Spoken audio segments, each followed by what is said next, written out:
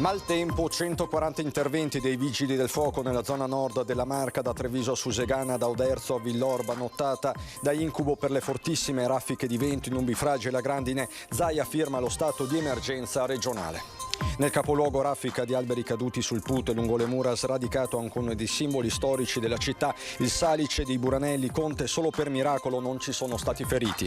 Campi e vigneti devastati tra Spresiano e Cimadolmo, danni anche ad alcuni ristoranti. Le testimonianze, mai vista una furia così. Macabro ritrovamento in un canale di irrigazione a Mareno di Piave, il cadavere decapitato di una donna in acqua da circa 3 anni, potrebbe essere quello di un'anziana scomparsa nel 2020 a Santa Lucia.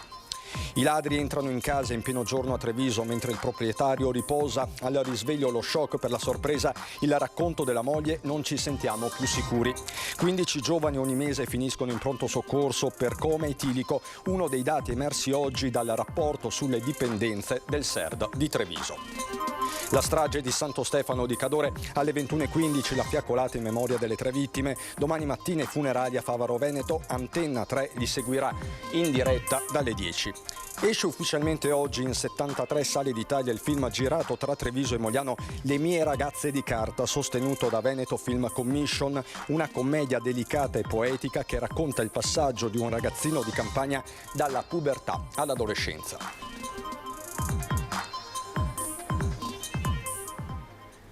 Bentrovati, buonasera telespettatrici, telespettatori di Antenna 3. Dunque il maltempo in primo piano per questa edizione trevigiana dei nostri telegiornali, perché è stata una nottata da incubo per moltissimi comuni della Marca trevigiana, da Cimadolmo e Arcade al capoluogo Treviso. Ben 140 gli interventi dei vigili del fuoco, e in particolare c'è un albero abbattuto che ha destato scalpore. Parliamo di uno dei 2 salici piangenti dei Buranelli, uno dei simboli della città di Treviso. Partiamo da qui. Mi dispiace tanto perché è la mia zona, e vedere i salici piangenti ridotti così mi dispiace proprio. Anche perché abito qui da molto e tutti i giorni mi godevo sto verde che adesso non c'è più. Bruttissimo, perché io sono nata qua e vedere tutto questo cambiamento eccetera è tremendo. Chi mai è stato qui a fare una foto? Che mai? Tutti i giovani siamo sempre qui, le persone anziane, siamo sempre tutti qua. Era uno dei simboli di Treviso, il salice degli innamorati dei Buranelli, ma in una notte di tregenda è stato abbattuto. Davanti a quello che ne rimane, il sindaco Mario Conte parla di un evento meteo straordinario che solo per caso non ha avuto conseguenze peggiori. È uno degli scorci più belli, più fotografati, e che perde uno dei 2 protagonisti, il salice piangente, però insomma verrà ripiantato quanto prima. Di certo però è giusto sottolineare che per fortuna non ci sono stati feriti, e devo dire che, visto il numero importante di alberi caduti, è davvero un miracolo. Vento forte e grandine come palline da ping pong, migliaia di trevigiani tirati giù dal letto, con i vigili del fuoco fin da subito impegnati su più fronti. Così la situazione a ridosso delle mura in zona Porta Caccianiga, dove per tutto il giorno hanno lavorato le squadre del pronto intervento. A pochi metri l'allestimento di Suoni di Marca. Il pensiero ovviamente è corso, no? sul fatto che, se fosse successo durante la manifestazione Suoni di Marca, con l'installazione dei palchi, con gli stand, sarebbe stato decisamente più problematico e probabilmente anche molto più pericoloso. Lì forse qualche ferito lo avremmo anche contato. Un grande albero è caduto su un'auto parcheggiata all'ex pattinodromo, un'altra pianta ha invaso il Put interno a Varco Fra Giocondo. La conta dei danni è scattata alle prime luci dell'alba. 44 piante che sono cadute, e ce ne sono probabilmente altrettante da abbattere perché sono spezzate in maniera importante. C'è da dire che una delle problematiche più importanti adesso è pulire le strade, perché vedendo giù così tante foglie le caditoie sono intasate e dobbiamo evitare che in caso di un altro nubifragio o comunque di una pioggia si formino dei laghi. Ora l'appello va ai cittadini perché documentino i danni ai fini di eventuali rimborsi. Io continuo ad invitare i nostri cittadini a collaborare con le istituzioni, proprio perché più collaboriamo, maggiori informazioni abbiamo e prima interveniamo per ripristinare la normalità.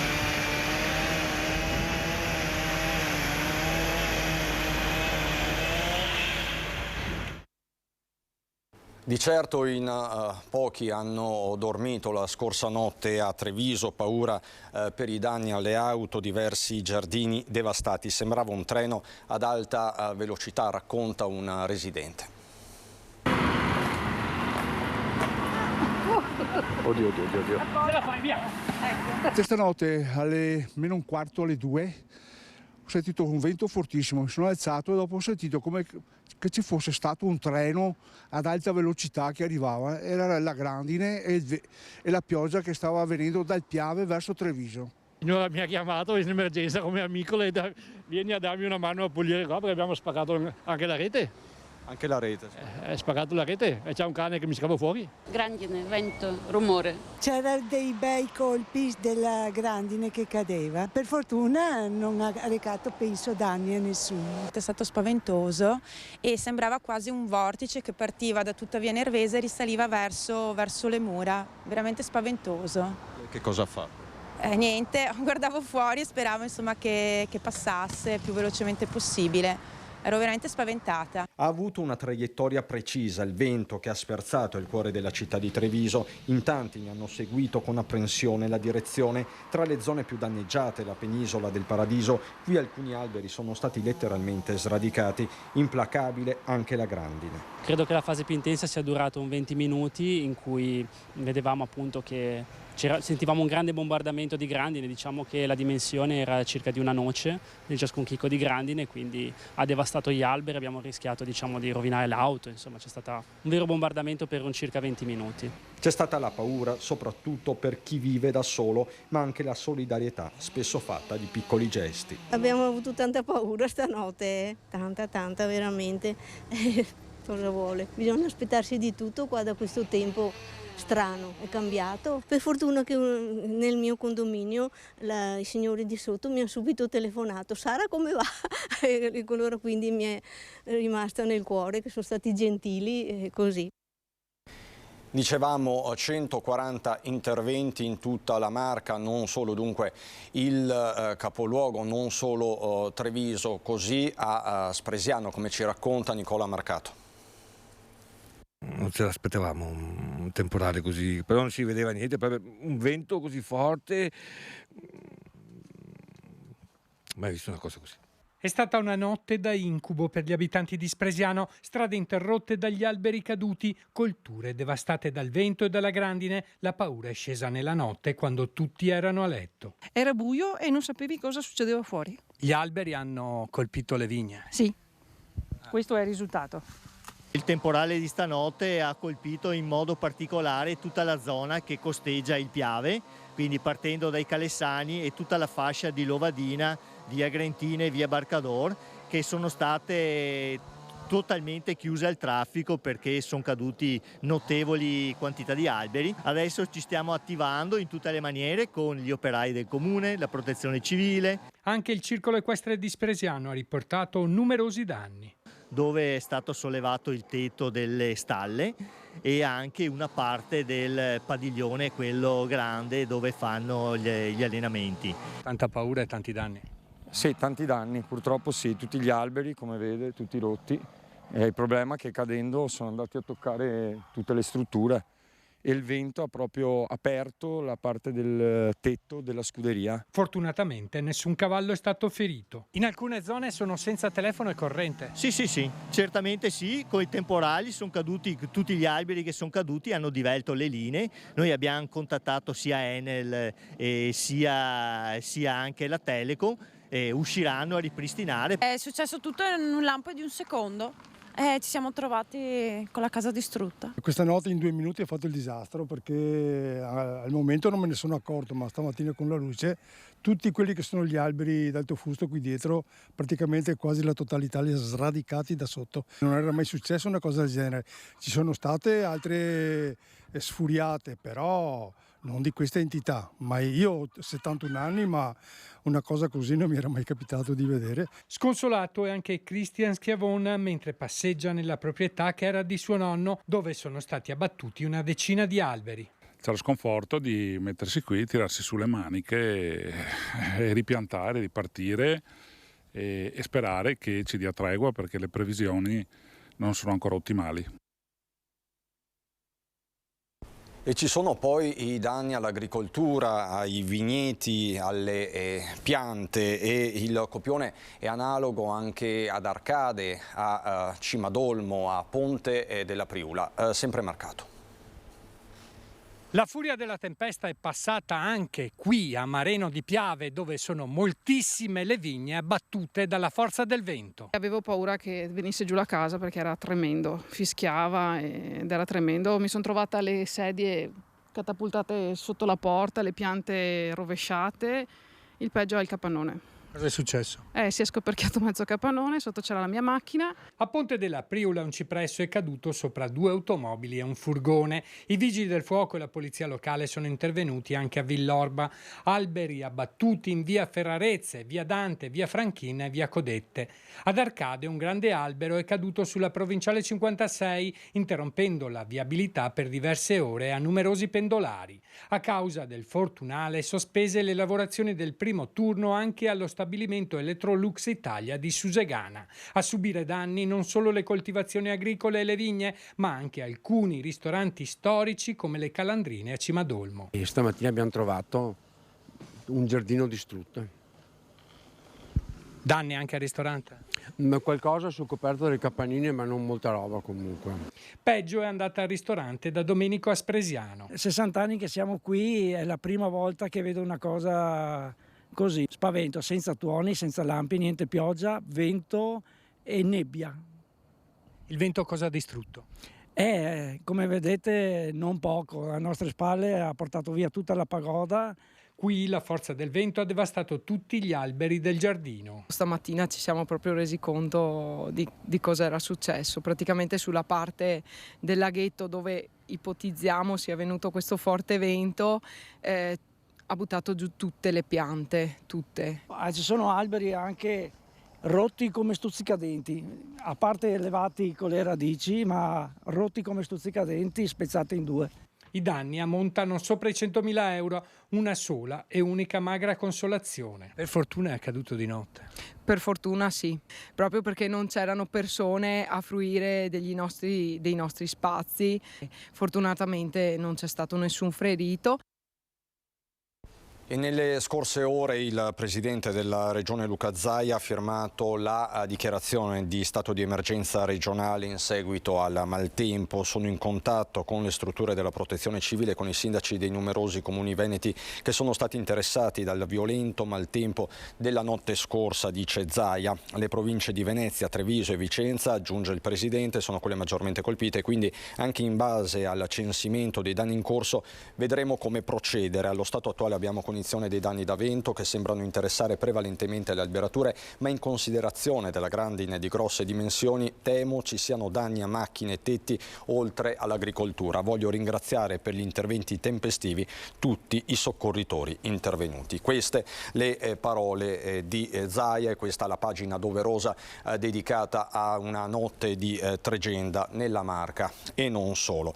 Per la cronaca, sempre per la cronaca, andiamo adesso a Mareno di Piave per un ritrovamento inquietante. È riaffiorato da un canale di irrigazione il cadavere di una donna. A notare in questa canaletta un corpo senza vita è stato un passante. Stamane, poco dopo le 11, siamo a Mareno di Piave, in via distrettuale, campi, vigneti ed aziende agricole. Nel canale di irrigazione, in prossimità di una chiusa, è stato visto affiorare il cadavere di una donna in avanzato stato di decomposizione e senza testa. Subito è scattato l'allarme, sul posto sono arrivati i carabinieri, il SUEM ed i vigili del fuoco. Il corpo è stato recuperato ed ora, sui poveri resti, verranno effettuati tutti gli accertamenti e le analisi per risalire all'identità della vittima e alle cause della morte. Dallo stato del cadavere gli inquirenti deducono che fosse in acqua da parecchio tempo, 2 o 3 anni. Sembra assai improbabile la morte violenta e la decapitazione potrebbe essersi verificata nel corso dello spostamento del corpo ormai saponificato, trascinato dalla forte corrente in seguito al violento temporale di stanotte. Tra le ipotesi al vaglio circa l'identità della donna, quella che possa trattarsi di Dota Aninca, l'anziana residente a Santa Lucia di Piave, scomparsa il 2 luglio del 2020 quando aveva 83 anni. Forse aveva perso l'orientamento rientrando a casa. Per settimane i vigili del fuoco e le forze dell'ordine la cercarono dappertutto. Vennero scandagliati con i sommozzatori ampi tratti della rete interrata di irrigazione del Consorzio di Bonifica Pedemontano Sinistra Piave con i relativi sifoni. Si cercò dall'alto con i droni e da terra con l'ausilio dei nuclei cinofili, ma nulla.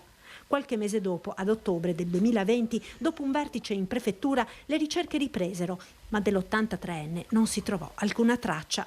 Una scomparsa rimasta un mistero per 3 anni, ora forse la svolta, ma per sapere con certezza a chi appartengano i resti rinvenuti oggi sono necessari ulteriori accertamenti, probabilmente il test del DNA. Vi raccontiamo adesso di un furto in pieno giorno con il proprietario in casa. È successo a Treviso. Persi i ricordi di una vita, adesso abbiamo paura, dice Moreno Cretti e la moglie. Per fortuna mio marito non se li è trovati davanti. Hanno portato via tutte le cose d'oro, d'argento, quelle cose lì, cose anche di un certo valore, di mio papà, di mia mamma, tutto.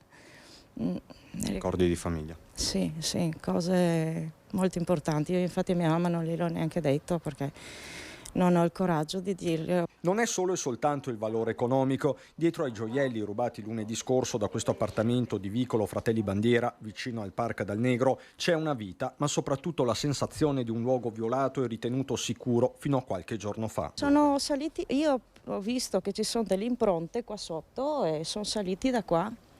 Non ci sono, perché qua sotto il signore che c'era non c'è più, avranno visto che è disabitato e si saranno sentiti tranquilli, credo, perché non so, altri posti non credo ci sia. Un acrobata comunque, perché è saltato su come un gatto. Una volta sul terrazzo il ladro, ammesso fosse uno, si introduce in casa attraverso la porta finestra lasciata aperta per arieggiare. In quel momento all'interno dell'appartamento c'è il marito di Morena, un chirurgo che ha appena finito il suo turno all'ospedale di Castelfranco. L'uomo si sta riposando sul divano in soggiorno, la TV è accesa. Penso si sia un po' addormentato, però mi ha detto che ha sentito sua mamma verso le 7:30 e si è anche alzato per andare in bagno e ha visto i gatti che correvano fuori dalla camera, però pensava che giocassero. Per fortuna è tornato in soggiorno ed è rimasto lì. I fatti si collocano tra le 7 e le 9 di sera, quando a casa rientra la stessa Morena, anche lei operatrice sanitaria, infermiera al Cafoncello. C'è lo shock per l'intrusione, ma anche il sollievo per non essersi trovati faccia a faccia con il ladro. Per fortuna non se n'è accorto perché, non so, io lavoro in pronto soccorso, per cui so bene come può andare a finire certe cose e meno male che non se n'è accorto. La denuncia alla polizia è stata immediata, restano una sensazione di insicurezza e la voglia di cambiare casa. Sono 12 anni che sto qui e sono sempre stata molto molto bene, infatti dicevo sempre a tutti, ho una casa che sto benissimo, mi piace, vorrei prenderla, il proprietario vorrebbe venderla, per cui adesso mi dispiace, no, assolutamente. Anzi, ho detto a mio marito, piani alti, molto alti, così non entra nessuno. Dalla cronaca all'attualità sono stati diffusi oggi ad una platea di sindaci i dati dell'osservatorio sulle dipendenze del SERD di Treviso. A preoccupare il consumo di alcol tra i giovani e la tendenza a isolarsi, che è stata definita con il termine di hikikomori. L'80% sono giovani che purtroppo fanno un abuso, ma voglio dire non continuo, proprio da sballo di alcol, e arrivano in pronto soccorso. Ogni 2 giorni i pronto soccorsi della Marca hanno registrato un accesso per eccessivo consumo di alcol. Sono 86 giovani che negli ultimi 6 mesi sono arrivati nei punti di prima emergenza in coma etilico. Un fenomeno ben raccontato nel primo rapporto sulle dipendenze diffuso oggi dal direttore generale Francesco Benazzi e condiviso con le istituzioni. Prefettura, questura, carabinieri, servizi sociali e sindaci. I dati del SERD raccontano di 586 nuovi utenti seguiti a partire dal 2023, 3.713 quelli presi in carico nel 2022. Diversi i disturbi dal consumo di alcol e droga al gioco d'azzardo, dall'uso di tabacco al fenomeno che non è più così emergente, quello delle dipendenze da social. Vorremmo col dottor Marini e con i sindaci riprendere il progetto QWERT, perché significa mettere in rete questi ragazzi con i nostri educatori, portarli verso un utilizzo sano del web, quindi non più di 2-3 ore al giorno, e soprattutto poi farli uscire. per intercettare il disagio dei ragazzi, in campo anche le scuole. Il fenomeno sì, viene rilevato, non è diffusissimo, comunque esiste ed è quindi un problema perché si collega appunto alla dispersione scolastica, all'abbandono degli studi che stiamo comunque in ogni caso cercando di attenzionare. Le tendenze nascono dall'analisi dei dati che registrano un incremento dell'uso di queste forme di dipendenza anche connesse alla pandemia. Ora l'azienda sanitaria getta l'amo anche ai gestori di locali e discoteche. Facciamo squadra, dice il direttore Benazzi. In platea tutti i sindaci della Marca trevigiana chiamati a recepire i dati e condividerli per fare fronte comune contro le dipendenze. Intanto l'ULSS 2 porta a casa un primo successo con la nomina del primo primario del reparto di neuropsichiatria infantile. Il dottor Guido De Renosce, ora in forza a Padova, prenderà servizio entro la fine dell'anno. E in questo rapporto sulle dipendenze emergono anche i dati legati agli incidenti stradali che purtroppo eleggono, meglio sarebbe dire confermano la marca maglia nera per mortalità.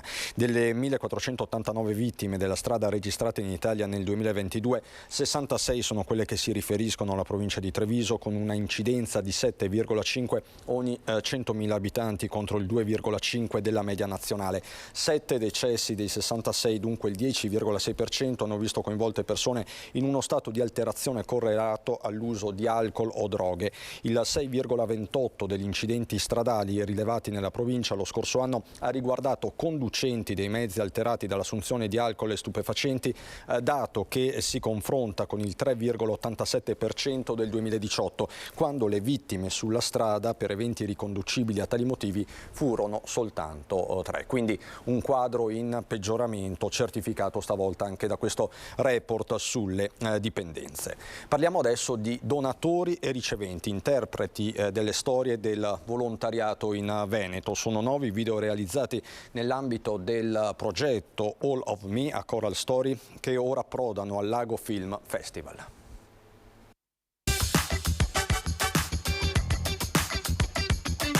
Hanno donato, ricevuto o svolto attività di volontariato. Sono 40 i protagonisti dei 9 video del progetto All of Me e Coral Story, video che propongono uno spaccato concreto di tante storie di solidarietà nel nostro territorio. Filo conduttore è quello di sensibilizzare sull'importanza della donazione di sangue, organi, tessuti. Capofila del progetto, finanziato dalla Regione Veneto, l'Avis, con la collaborazione delle aziende sanitarie e numerose associazioni. All'interno di questo progetto, che è finanziato dalla Regione Veneto, abbiamo visto diverse figure di donatori, di volontari, di riceventi, e questo è il bello di questo progetto. Mettendoli insieme, ognuno di loro ha espresso la loro esperienza all'interno di questo volontariato. L'uso del video e la realizzazione di filmati emozionali consente di valorizzare i giovani talenti, ma anche rivolgersi e seminare la cultura del dono, soprattutto tra i ragazzi.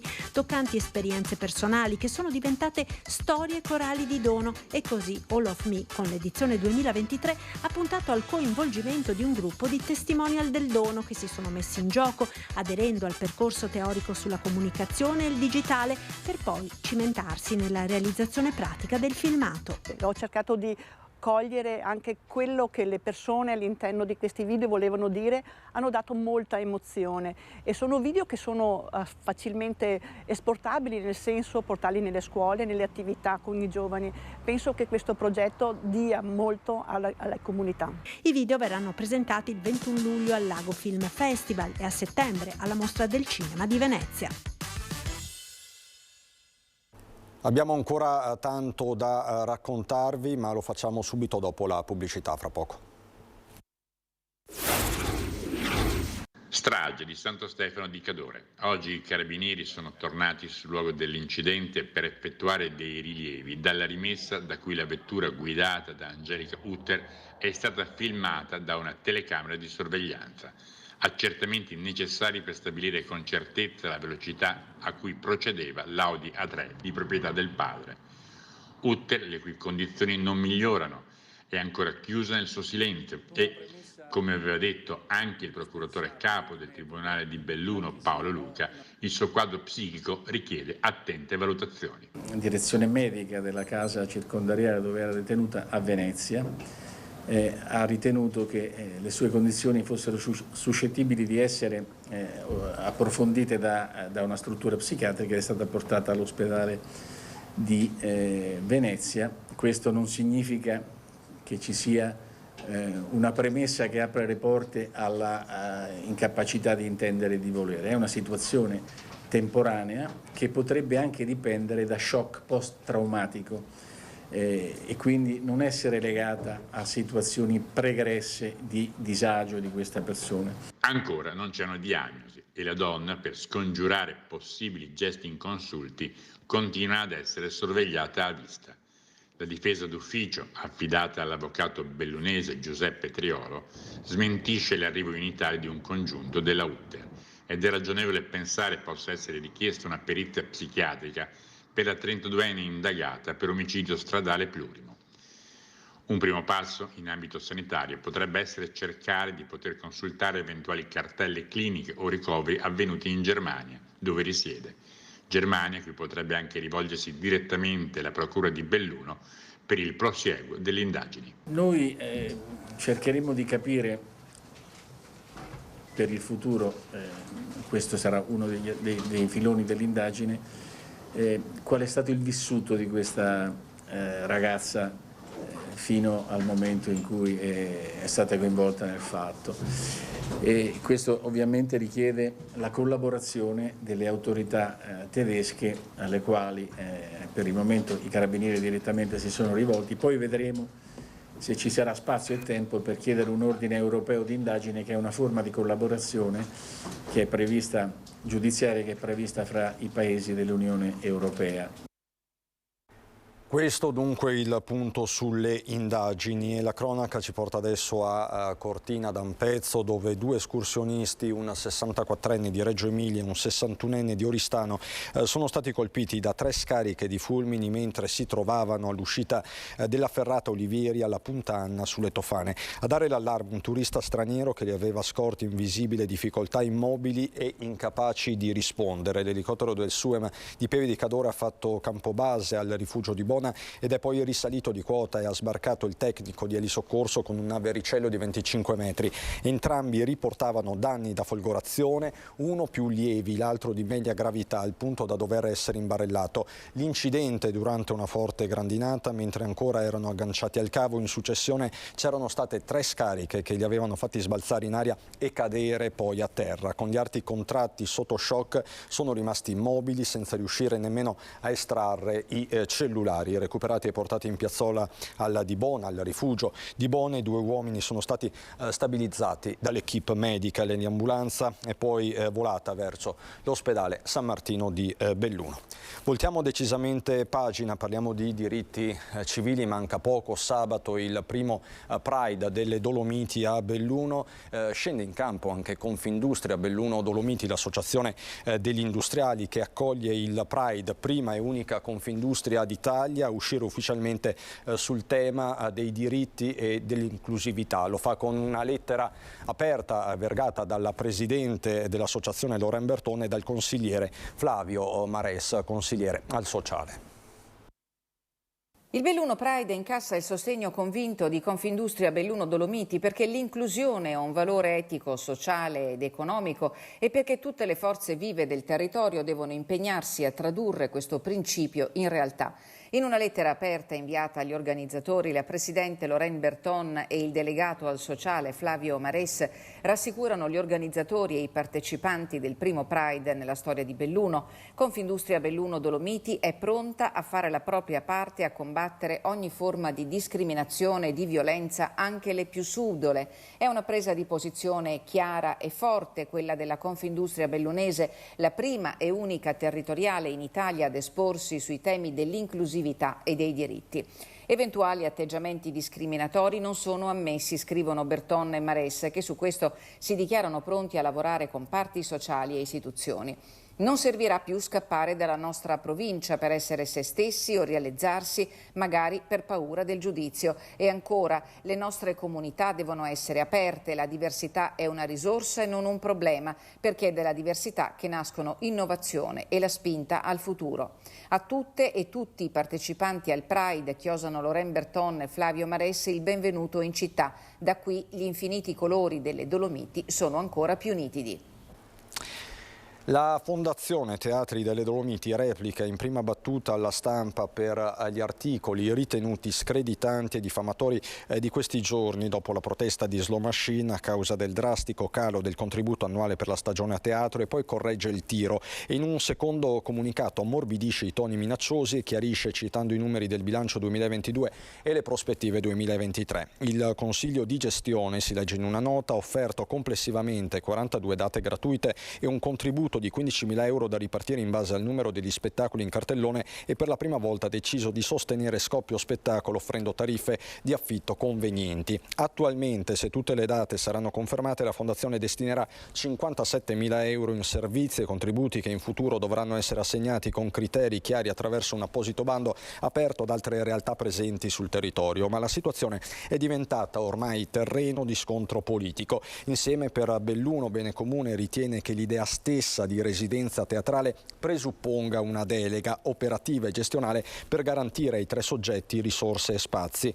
Dopo anni di tensione, si domanda il gruppo di opposizione, chi comanda in questo delicato settore e chi decide i finanziamenti? Una risposta è attesa, visto che lo stanziamento a bilancio per la cultura nella presente annualità è stata pari allo 0. Questa quindi la polemica di giornata. E vi do alcune comunicazioni di servizio che ci riguardano. Dalla cerimonia solenne alla benedizione per la città, Venezia rinnova il voto secolare per la liberazione dalla peste. Domenica 16 luglio dalle 19 in diretta su Antenna 3 la Santa Messa celebrata dal Patriarca di Venezia Monsignor Francesco Moraglia dalla Basilica del Santissimo Redentore alla Giudecca. Per l'occasione il telegiornale di Treviso andrà in onda dopo la messa. Questo quindi domenica sera.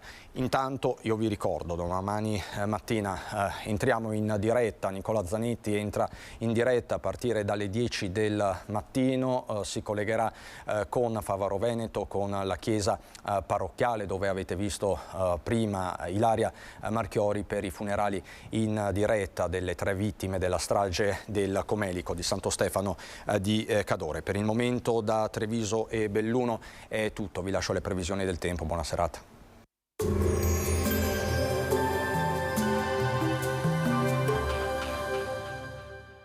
Entra nel mondo Lolato. Da oltre 40 anni un team di professionisti per migliorare la qualità della tua vita. Centro del piede con servizi di podologia. Laboratorio per la produzione di plantari e calzature su misura. Bentrovati al meteo. Dopo una breve temporanea pausa, l'anticiclone torna a dominare il nostro territorio. Vediamo insieme il dettaglio di venerdì 14 luglio.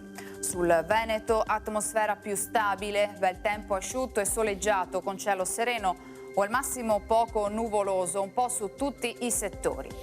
Temperature stazionarie, minime tra 17 e 25 gradi, massime sui 29-33 gradi all'incirca. Ci spostiamo ora sul Friuli Venezia Giulia. Anche in questo caso poche novità, cielo in prevalenza sereno su pianura e costa, poco nuvoloso sui monti, specie di pomeriggio, ma senza conseguenze. Temperature minime tra 21 e 23 gradi, massime sui 31-32 gradi all'incirca. Infine diamo uno sguardo alla situazione del Trentino Alto Adige, dove la grafica ci mostra che sarà molto soleggiato, solo con qualche innocua velatura. Vediamo infine anche le temperature, le minime saranno intorno ai 19 gradi, massime sui 30 gradi. Dal meteo di Antenna 3 per ora è tutto, grazie per l'attenzione, arrivederci.